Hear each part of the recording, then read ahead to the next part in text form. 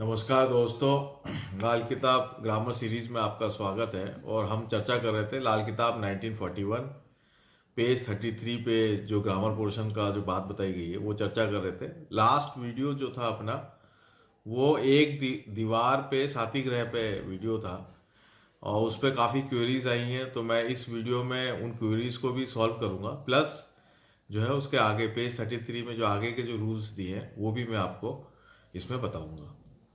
दोस्तों, ये है लाल किताब 1941 पेज 33। लास्ट वीडियो अपन ने इसी पे किया था और इसमें जो मैंने आपको बात बताई थी कि जो दीवार है, एक दीवार के साथी ग्रह, ये जो दीवार है इसके साथी ग्रह, इन दोनों को 1 और 2 नंबर ये साथी ग्रह, एक के 2 हैं और एक के 12 हैं। तो यहाँ पे जो कंसेप्ट है बहुत सिंपल सा कंसेप्ट है कि कोई भी घर हो, जैसे खाना नंबर 1 है तो उसका सेकेंड हाउस और 12th हाउस, सेकेंड हाउस और 12th हाउस जो है हमेशा साथी ग्रह हुए। हमेशा इस बात को आप ध्यान रख लें, इसमें बड़ा इजी कंसेप्ट है इसके अंदर। सेकेंड हाउस और 12th हाउस,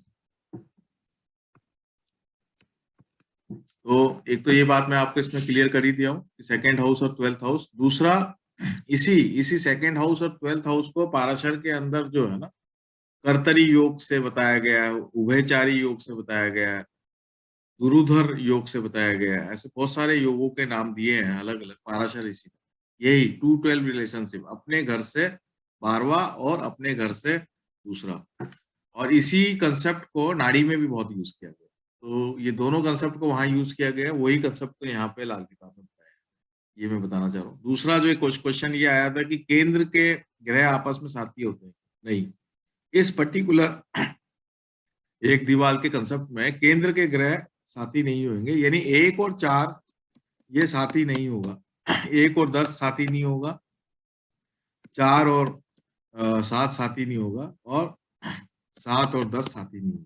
लेकिन 10 के सेकेंड हाउस का फर्स्ट हाउस और थर्ड हाउस साथी होगा, थर्ड हाउस का सेकेंड हाउस और फोर्थ हाउस साथी होगा, फर्स्ट हाउस का 12th हाउस और सेकेंड हाउस साथी होगा। यानी कि हर ग्रह के सेकेंड और 12th हाउस साथी होगा। दूसरा, मैंने बहुत इंपॉर्टेंट बात बताई थी जो लाल किताब 1939 में जिसकी ज्यादा चर्चा की गई है, और यहाँ पे ये बात जो है एकदम से सामने आती नहीं है। मैंने ये बताया था कि जो केंद्र के जो ग्रह हैं, जो केंद्र का जो अ, घर है, केंद्र के जो घर है ये कंप्लीट स्क्वायर है। जो कंप्लीट स्क्वायर है वो हाफ स्क्वायर के, ये त्रिकोण बन गए, त्रिकोण इज हाफ स्क्वायर, राइट।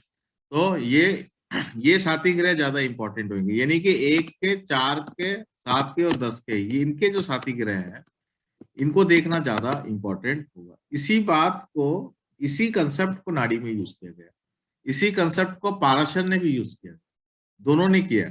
इस केंद्र को इंपॉर्टेंट बताया, ये बदमुट्ठी के ग्रह बताया लाल किताब के अंदर, तो पाराशर ने इसको 4 पुरुषार्थ बताए। ये 4 पुरुषार्थ है, धर्म, अर्थ, काम, मोक्ष। तो धर्म, अर्थ, काम और ये मोक्ष, ये ऐसे 4 पुरुषार्थ उसमें बताए गए हैं पाराशर ऋषि ने। वहीं पर ही नाड़ी एस्ट्रोलॉजी के अंदर इसको 4 डायरेक्शन बताए, यही 4 डायरेक्शन है।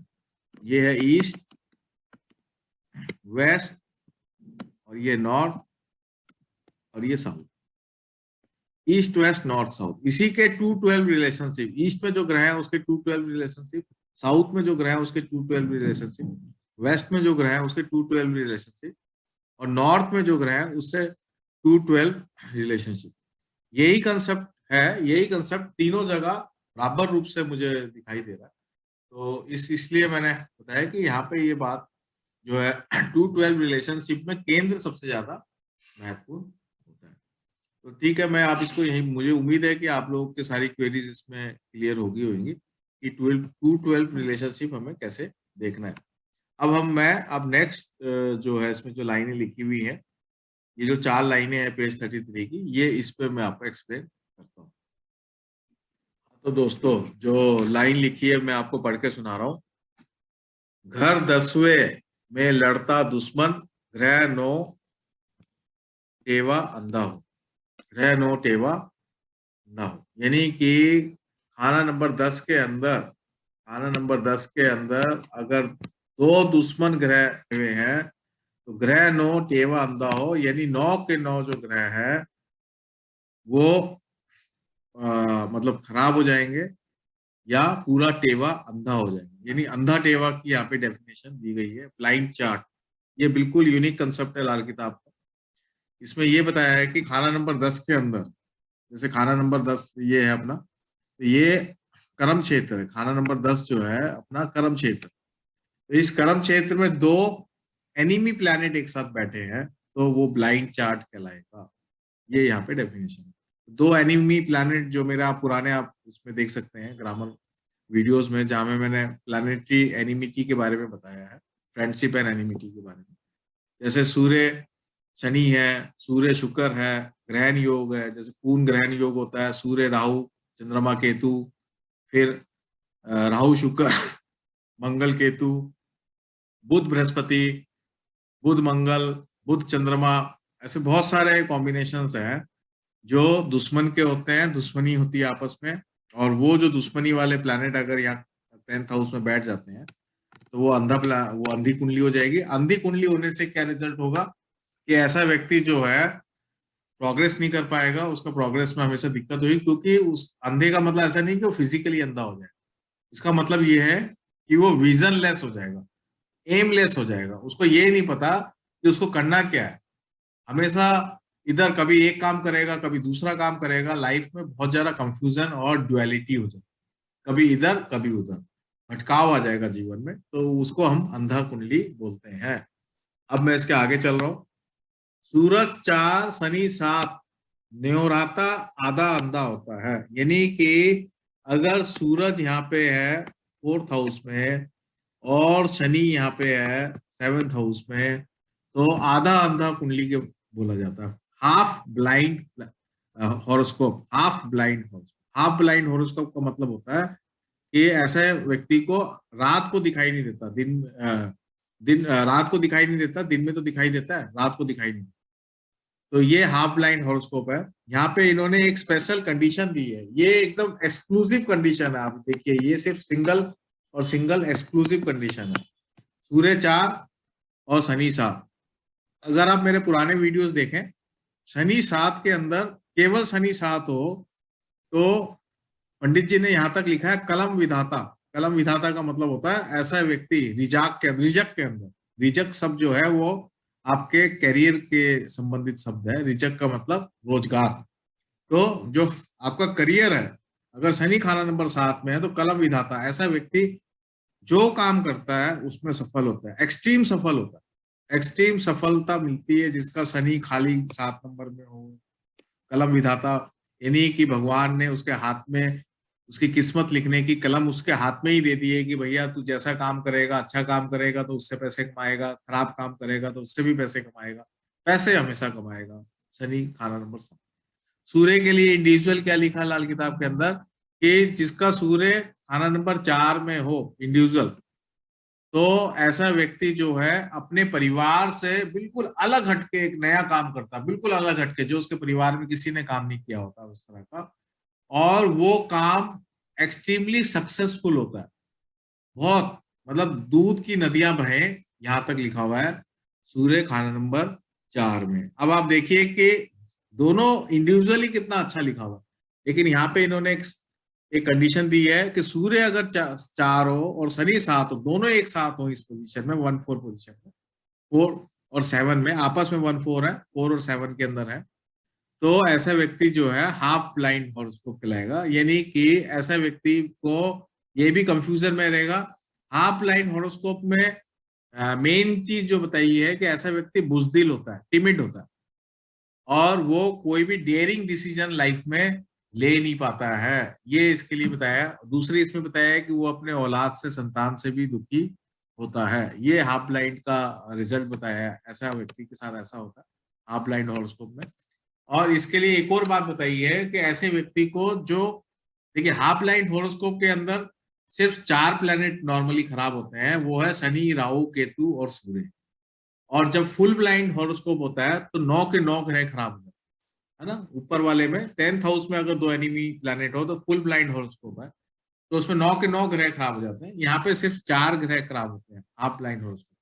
तो इसलिए पंडित जी ने यहाँ तक ये बताया है कि जो ग्रह अच्छे हैं उसका काम जो है वो दिन में करो, और जो ग्रह खराब है उसका काम जो है रात को करो। तो इस तरीके से भी उसका इलाज किया जा सकता है, उसका भी मतलब इस तरीके से भी उसका फायदा, ग्रहों का फायदा लिया जा सकता है। एक बात यहाँ पे ये भी बताइए। तो ये हो गया आपका हाफ ब्लाइंड हॉरोस्कोप, मैंने इसमें पढ़ दिया लाइन नंबर 30। अब मैं आ रहा हूँ, और इसमें वैरायटी ऑफ हॉरोस्कोप की बात की गई है। तो पहला तो हो गया फुल ब्लाइंड हॉरोस्कोप, दूसरा हो गया हाफ ब्लाइंड हॉरोस्कोप। अब हम तीसरी चीज पढ़ रहे हैं। तीसरे में क्या पढ़ रहे हैं? राहु केतु घर चौथे 10वें या चंद्र भी साथी हो, शनि 8 या गुरु साथी, केवा कुल धर्मी हो। पहली बात तो ये शनि 8 नहीं है, ये यहाँ पे गड़बड़ है। शनि है क्या? बाकी जितने भी वॉल्यूम्स हैं उसमें शनि 11 लिखा हुआ है, यहाँ पे 8 जो है मिसप्रिंट। तो शनि 11 या गुरु साथी, केवा कुल धर्मी हो। तो यहाँ पे धर्मी कुंडली की बात की गई है कि एक और कंडीशन बताइए कि full blind horoscope, half blind horoscope, इसके बाद धर्मी भी होता है। तो धर्मी क्या होता है? धर्मी कौन से कुंडली होती है? धर्मी धर्मी वो कुंडली होगी जब राहु केतु 110 एक्सिस में हो, यानी कि राहु केतु जो है 110 एक्सिस के अंदर राहु केतु हो। तो 110 एक्सिस आप देखिए ये है, इसको मैं एक बार मिटा देता हूँ ताकि आपको इजी हो जाए। 110 एक्सिस यानी ये राहु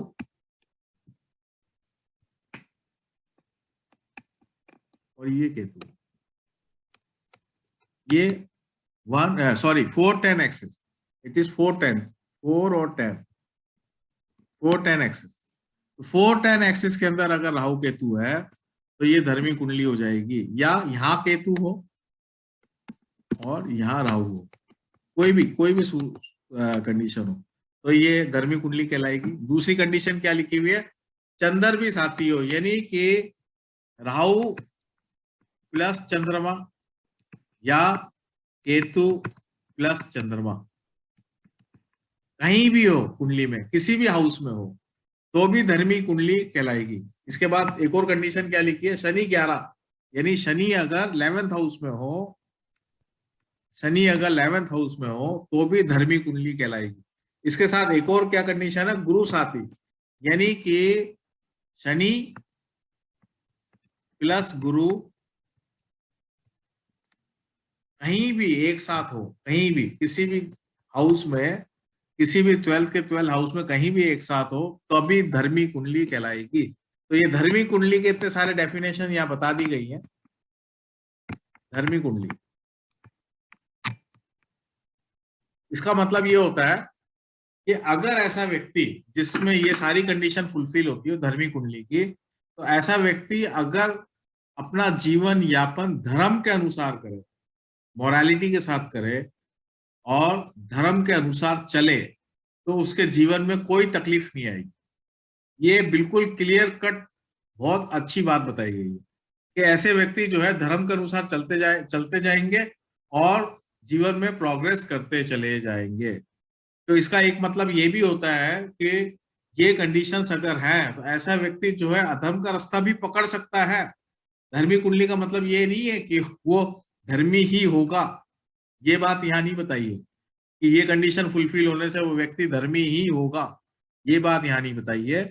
यहाँ पे ये बात बताई है कि ये कंडीशंस अगर फुलफिल होती हैं धर्मी कुंडली की, तो उसको धर्म के रास्ते चलना चाहिए, तब वो जीवन में उसका सारे काम अपने आप बन जाएंगे, उसको कोई प्रॉब्लम लाइफ में नहीं आएगी। तो ये मैंने इस तरह से आपको मैंने 3 चीजें बता दी है। एक तो आपको फुल ब्लाइंड हॉरोस्कोप, फिर हाफ ब्लाइंड हॉरोस्कोप, और तीसरा है धर्मी कुंडली।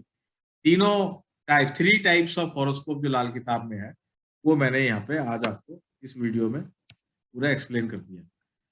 तो दोस्तों मैं अब इसको यहीं पर ही समाप्त करता हूँ, और उसके बाद जो नेक्स्ट वीडियो है वो पेज 34 पे आएगा, और इसको आप बार बार सुनिए और समझें। धन्यवाद दोस्तों।